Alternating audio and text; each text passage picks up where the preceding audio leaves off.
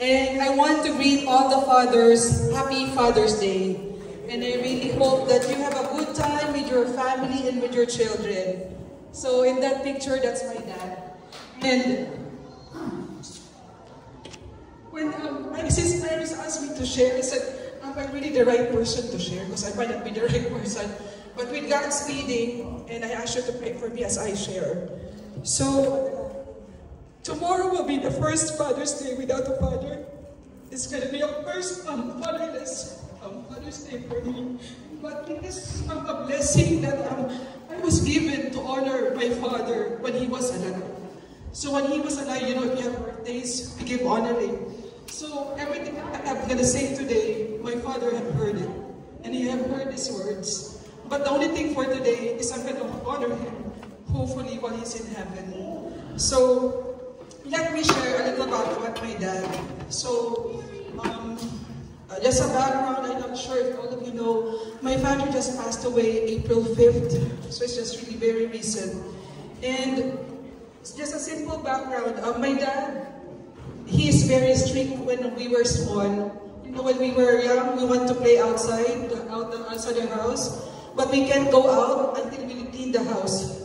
Until the yard is clean, everything is fixed, you need to clean the house first. So, he is a very strict dad actually. But you know, I can get on the spanking thing like that. Because we don't want to go back home, because we're still playing outside. So, but sometimes he is also very tender. You know, our fathers, like this masculine figure in the Philippines, please also have a tender, loving care. I remember when I was a child, I got sick. I don't really remember, but you know, in the Philippines, they put all these herbal mix and everything until you get better. So they massage you all that time. But one time, I was not getting better. So I think I was like in first grade. He had to carry me to the hospital. We don't have any cars, so we were walking in the middle of the night. But I can see in my dad's face that he was very worried. So back then, with a very little young mind of mine, I can feel his love. So, when I was in elementary school, my parents joined Couples for Christ. So back then, maybe I was in, this was in 1989. So they were, we are in Bicol, so they joined Couples for Christ. So back then, I know that when they joined Couples for Christ, I was happy. Because they're going to have a household, and when they have a household, it means we have extra food in the house. So if they have extra food, and then we're so happy. So when they go to the household, we're going to go with them.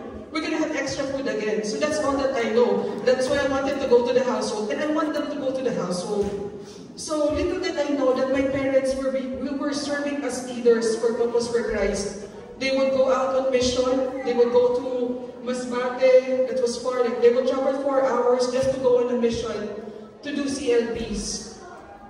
And they would go home bringing kamote, root crops, and whatever. I said, where did this come from? They said, it's from the people that we have served. They just give this to us. So we have more food again, and then I was happy. So by the time I was like 13 years old, I joined Youth for Christ. So I've been in the community for 31 years already. So I started in Youth for Christ. So when I was in Youth for Christ, I always, pray. I prayed to the Lord. I grown in my faith. I prayed to the Lord that, Lord, please give me a happy family. And little did I know, in these prayers, God is really working and transforming our family. So back then, when I was growing up, there's no Kids for Christ. There's no KFC, like what you have there. But it's just now that I realized that we're already doing family household. So when they would call us we would pray the rosary, we would pray together, we would share, we would do a Bible sharing as a family. And I didn't know that we were already doing a household when we were small. So eventually, after that, our faith grew. We started to go to the church together. There was one time that we have a car. We have a small car, a very, very old car. God bless us with a car. And it broke down while going to the church. So, there are 3 girls and a boy. Back then, my youngest brother was only 5 years old. So the car stopped almost like maybe 500 meters from the church. So my dad asked me and my sisters to go down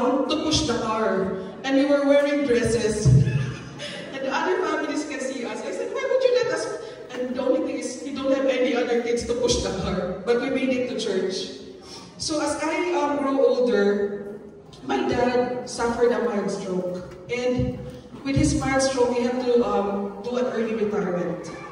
So during these times, we are almost going to college. We have lost our home. So that house that you see there, that's our bahay kubo. And we have lost that home. And my parents did continue to serve with faithfully to the Lord. We have lost our home, and we have to move to a different, actually it's a top, we have to move to an apartment on the top of our house. So our parents sustained us to go to college and actually sent us to the best school in Manila so we can go to college with our small store.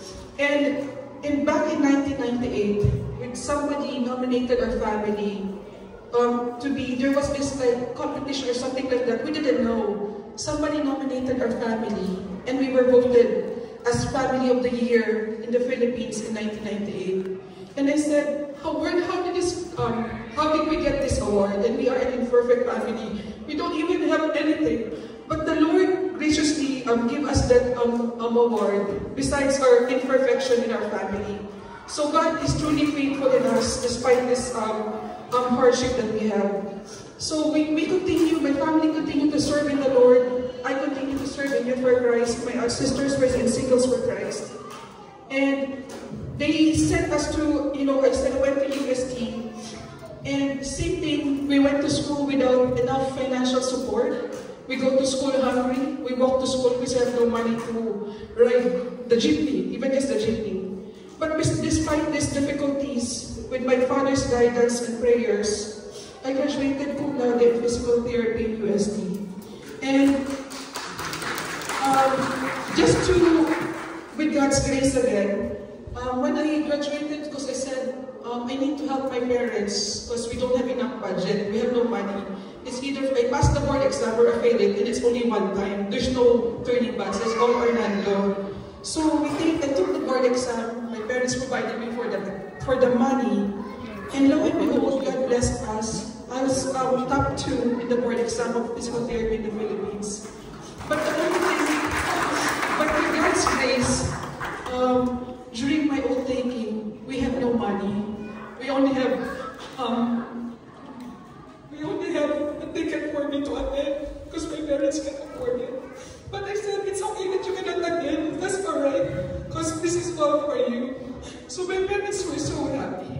So moving forward, everything that we have lost in our family, my sisters were able to go to work, all of us were able to work, and eventually, all of us were able to go to United States. My sister was able to go to US, and my sister and my other brother were able to go to UK. So we were able to be blessed financially through this hardship. In 2013, my mom was diagnosed with ovarian cancer, and my dad was the primary caregiver of my mom. So we would go home to the Philippines 3 months. We would resign from work, go 3 months, 1 month. We would resign just to take care of my family, of my parents, because my dad was only there.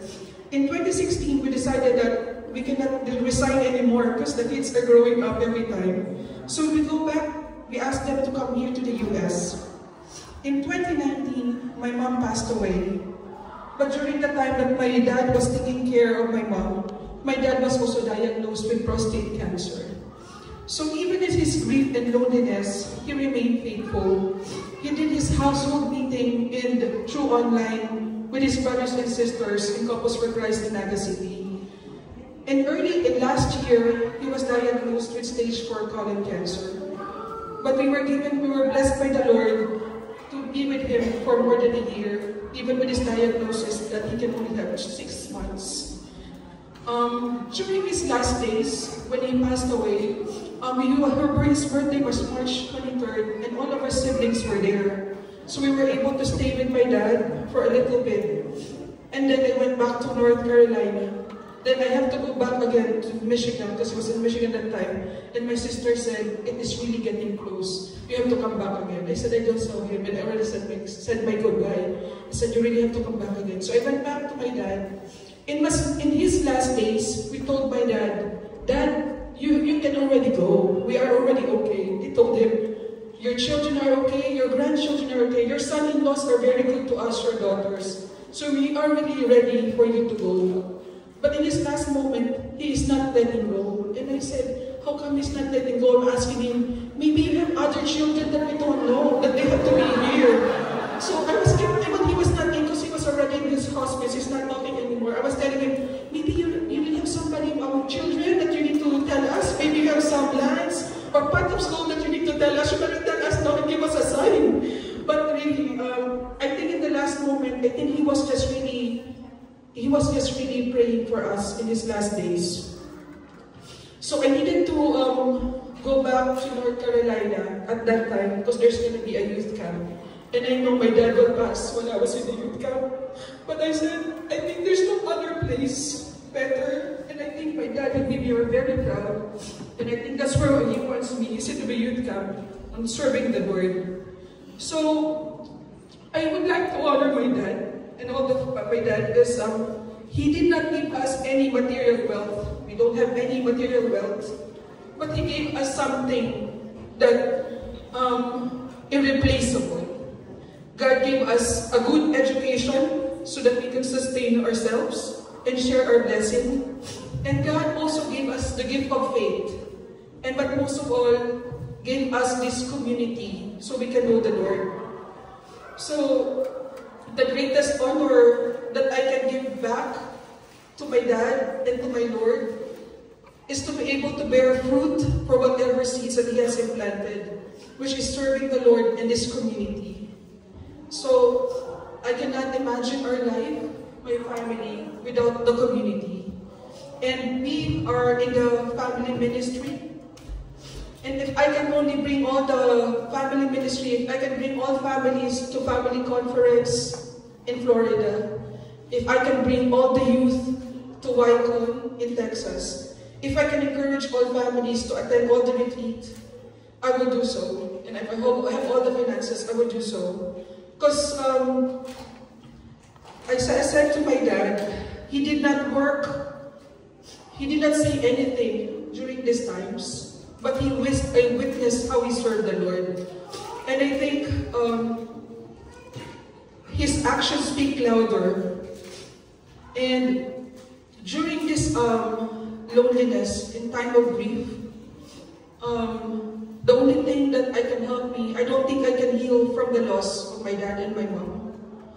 But through his passing, I think I have a closer relationship with the Lord through the Holy Eucharist and through the intercession of Saint Joseph. And you know what? I really look forward to going to Mass. Because as we know, during the consecration, we worship the Lord, and all the heaven and the earth worship the Lord. And during the consecration, I feel God's embrace, and I can feel God and my parents' embrace. So to all fathers here today, I encourage you and I urge you, and I really pray, please embrace your calling to lead your family closer to the Lord. You really don't have to say much, but your faith and your presence and your action speaks louder than words. I urge you to bless your children, bless your wives, and offer your family to the Lord, and consecrate them to the Lord. You might not see the fruits, the efforts right away, but God sees the bigger picture. And it says in Jeremiah 21, "For I know the plans I have for you, declares the Lord, plans to prosper you and not to harm you, plans to give you hope and future." And for all fathers, happy Father's Day, and may God be praised.